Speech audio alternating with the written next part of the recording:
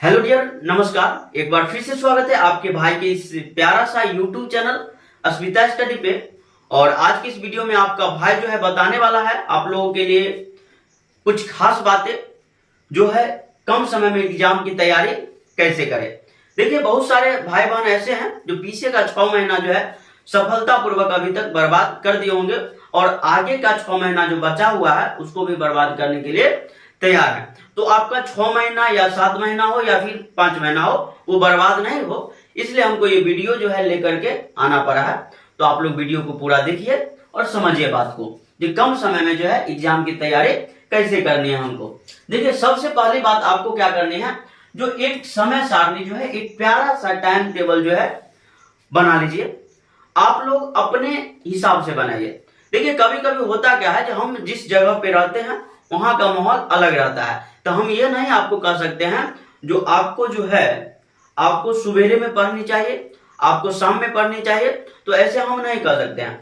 हम कहेंगे आपको जो आप अपने हिसाब से, अपने कोचिंग के हिसाब से, अपने आसपास के माहौल के हिसाब से, या फिर बोले तो जो आपका जो स्टडी टाइमिंग है, यानी कि आपको जब पढ़ने का मन करता है ज्यादा, यानी कि मान लीजिए किसी को जो है किसी को सवेरे में पढ़ने में ज्यादा मन लगता है, किसी को रात में पढ़ने में ज्यादा मन लगता है, तो उसके हिसाब से जो है आप अपना समय सारणी तैयार कीजिए। लेकिन एक बात बताते, आपको पर डे जो है, अगर आप जो है 450 स्कोर करना चाहते हैं भैया मेरे, तो आपको जो है 450 प्लस स्कोर करना चाहते हैं, तो आपको अभी से जो है पर डे लगभग में जो है 14 घंटा जो है आपको पढ़ना पड़ेगा। कितनी देर पढ़ना है? 14 घंटा पढ़ना पड़ेगा। तो आप लोग इस बात को ध्यान रखेंगे, जो अगर आप चाहते हैं कि 450 स्कोर करें, तो अभी से 14 घंटा नहीं होगा तो कम से कम कोचिंग और स्कूल का, ठीक है, समय हटा करके आपको 8 घंटा जो है पर डे जो है सेल्फ स्टडी करनी पड़ेगी, तब जाके जो है आप एग्जाम में सफल हो पाएगा बढ़िया नंबर से। चले, तो एक प्यारा सा टाइम टेबल आपको बनाना है अपने अनुसार, आपको जब पढ़ने का मन करे तब। जैसे मान लीजिए जो हमको नाइट में पढ़ने का मन करता है, तो हम क्या करते हैं, जो नाइट को पढ़ते हैं, ठीक है, नाइट में पढ़ते हैं। तो आप लोग को अगर सुबेरे में पढ़ने में मन लगता है तो सुबेरे पढ़िए, नो डाउट। चले आगे देखते हैं। आगे है कठिन विषय को ज्यादा समय दें। कहने का तात्पर्य ये हुआ, जो आपको जो है आपको चले आपको जो है जो विषय भारी लगता है, यानी कि जो विषय कठिन लगता है, उस पे आप क्या करिए, ज्यादा समय दीजिए। बात समझ में? बहुत सारे भाई बहन ऐसे हैं जो देखेंगे जो हिंदी हल्का है, चलो हिंदी पढ़ लेते हैं, मैथ भारी लग रहा है, पढ़ने का मन नहीं है, हाँ मैथ पढ़ने के लिए बैठे हैं तो हमारा माथा घूमने लगता है, तो हम क्या करते हैं, उसको छोड़ के जाके बगल में सो जाते हैं। तो ऐसा नहीं करना है। जो विषय आपको कठिन लगता है, ठीक है, उस पे जो है ज्यादा समय देना है, उसको ज्यादा बार हमको पढ़ना है। बात समझ में आना? कोचिंग में भी हम उसका डाउट क्लियर करवा के लाएंगे सर जी से, और यहाँ पर भी सेल्फ स्टडी करते समय, जैसे मान लीजिए आप जो है, जैसे मान लेंगे हम, जो आप जो है हिंदी में, ठीक है, जैसे मान लीजिए जो आपका मैथ कमजोर है, क्या मैथ आपका वीक है, तो आप क्या करिए, जो भी डाउट होता है उसको तो टीचर से क्लियर करवाइए अपना कोचिंग में, या फिर ऑनलाइन क्लास करते हैं तो वहां पे भी सुविधा मिलती है, तो वहां पे डाउट क्लियर करवाइए। और उसके बाद आपको क्या करना है, जो सेल्फ स्टडी करेंगे ना, तो जैसे मान लीजिए सेल्फ स्टडी में आप क्या करते हैं, हिंदी आपको ज्यादा पसंद है पढ़ना, तो हिंदी बहुत देर पढ़िएगा और उसमें बोर नहीं होते हैं। लेकिन मैथ पढ़ने के लिए बैठते हैं तो बोर हो जाते हैं, तो इसका मतलब आपका मैथ क्या है, कमजोर है। तो आप क्या करिए ना, जो मैथ पे ज्यादा ध्यान दीजिए। कहने का तात्पर्य ये हुआ, जो अगर आप 45 मिनट, ठीक है, 45 मिनट जो है अगर आप हिंदी पढ़ते हैं, तो इसका 2 गुना, ठीक है, या फिर 3 गुना करके जो है 3 गुना समय दे करके मैथ पढ़िए। अगर आपको लगता है कि ज्यादा बोर हो जाते हैं हम पढ़ने में, जो विषय कमजोर है उसको पढ़ने में, तो थोड़ा थोड़ा देर करके पढ़िए। मतलब मान लीजिए जब अभी आधा घंटा पढ़ लिए, फिर से आधा घंटा बाद उसी विषय को पढ़ेंगे, फिर से आधा घंटा बाद उसी विषय को पढ़ेंगे, ऐसे करके आपको पढ़ना है। तो कहने का तात्पर्य ये हुआ भैया मेरे, जो आपको जो है कठिन विषय पे जो है ज्यादा ध्यान देनी है, तब जाके जो है नंबर बराबर आएगा। नहीं तो पता चला हिंदी 90 प्लस गया, ठीक है, अब मैथ जो है 50 पर अटक गया, ठीक है, फिजिक्स जो है आपका बढ़ के चला गया आगे, और फिर मैथ जो है पीछे अटक गया था। ऐसे में क्या होता है, नंबर आप ज्यादा स्कोर नहीं कर पाएगा। ठीक है, तो जो कठिन विषय लगता है आपको उस पे जो है आपको ज्यादा ध्यान देना है। समझ में आ गया बात? चलिए आगे देखते हैं थोड़ा। आगे क्या है? आगे है आपका, आगे क्या है? पढ़ाई में व्यवधान डालने वाली चीजों से दूर रहे। व्यवधान के मतलब हुआ पढ़ाई में जो दुविधा उत्पन्न होती है, जो कठिनाई उत्पन्न होती है, और जो चीज ठीक है आपको पढ़ाई में दुविधा उत्पन्न करती है, कठिनाई उत्पन्न करती है, उससे आप दूर हो जाइए। जैसे मान लीजिए सोशल मीडिया में कुछ ऐप है, जैसे इंस्टाग्राम हो गया, फेसबुक हो गया। रील्स तो आप देखबे नहीं कीजिए। रील्स जो है बहुत समय बर्बाद करती है। और आजकल के जो भाई लोग हैं वो तो फ्री फायर गेम खेलने में लगे रहते हैं, तो वो सब से आप दूर रहिएगा। तो हमारा मानिए अगर आप मोबाइल से दूर रहते हैं ना, मोबाइल से, तो आपका रिजल्ट जो है ना 40% बढ़ जाएगा।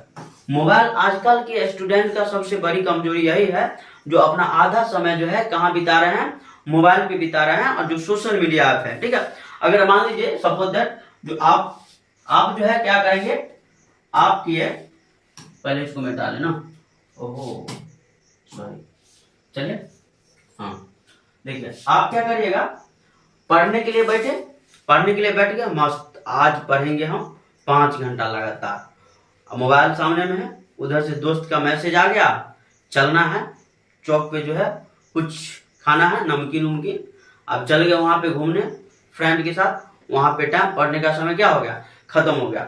चाहे या फिर कोई फ्रेंड का कॉल आ गया तो उससे बात करने में समय बिता दिए। तो ऐसा जो है बहुत बार हुआ है, हमारे साथ भी हुआ है और आप लोगों के साथ भी होता होगा। इसलिए जो है जब भी आप पढ़ने के लिए बैठे तो मोबाइल को तो दूर ही रखिए। ठीक है, तब जाके जो है पढ़ाई हो पाएगा। हाँ, अगर आप ऑनलाइन क्लास करते हैं तो मोबाइल पास में रखिए, लेकिन जो कॉल आए, जो मैसेज आए, उसको इग्नोर करना सीखिए।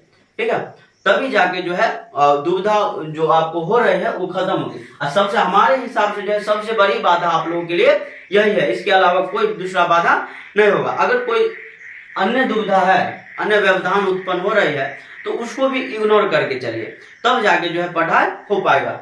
चलिए आगे देखते हैं। नोटबुक बनाए, आप जो पढ़ते हैं उसका नोटबुक जरूर बनाइए। कोचिंग में जो पढ़े हैं उसका नोटबुक बनाइए, और अगर ऑनलाइन पढ़ते हैं तो उसका भी नोटबुक बनाना जरूरी है। और नोटबुक का रिवीजन जो है बार बार करते रहिए, ताकि आपको याद रहेगा। ठीक है, चलिए आगे देखते हैं। पिछले वर्ष के प्रश्न पत्र देखें। इसका सबसे बड़ा उपाय हम बता देते हैं। आप जो है एक छोटा सा क्वेश्चन बैंक होता है, उसको ले आइए, और क्वेश्चन बैंक जो होता है ना, उसमें प्रीवियस ईयर का जो है ईयर वाइज जो है दे ले रहता है सभी क्वेश्चन को। तो लगभग जो है आप जो है एक सेट जो है पर डे सॉल्व कीजिए अभी से। और ये नहीं जब एक सेट पर डे कर रहे हैं तो खत्म हो गया तो फिर छोड़ देंगे, नहीं। जब तक आपका एग्जाम खत्म नहीं होता है तब तक जो है आपको पर डे जो है एक सेट जो है रिवीजन करना ही है।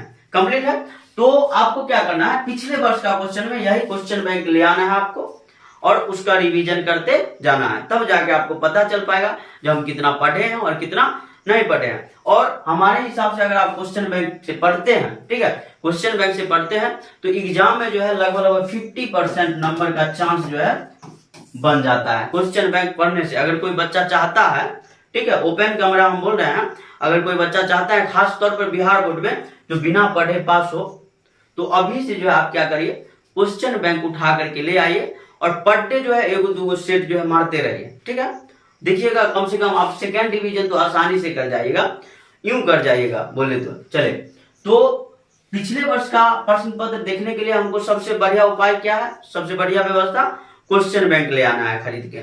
चलिए आगे देखते हैं। अच्छी नींद लेने के साथ साथ खान पान का भी विशेष ख्याल रखें। सोना बहुत जरूरी है, सोने के साथ कोई कंप्रोमाइज नहीं करना। आप लोगों को अभी भी जो है कम से कम जो है 8 घंटा पर डे सोना है। 8 घंटा का अच्छा खासा नींद लेना जरूरी है, न कि आपको रील्स देखने में अपना समय गुजारना है।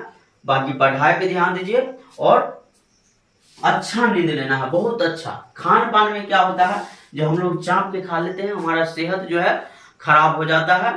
सेहत खराब हो जाता है तो हम पढ़ाई पे ध्यान नहीं दे पाते हैं। तो सबसे बड़ी बात यह है कि आपको अपनी सेहत पे, जब तक आप एग्जाम की तैयारी कर रहे हैं तब तक आपको अपनी सेहत पे ध्यान देना बहुत जरूरी है। तब ये ठीक रहेगा, तब जाके जो है हम बढ़िया से पढ़ पाएंगे, कोचिंग का क्लास कर पाएंगे, या फिर ऑनलाइन ऑफलाइन जो भी क्लास है आप कर पाएगा।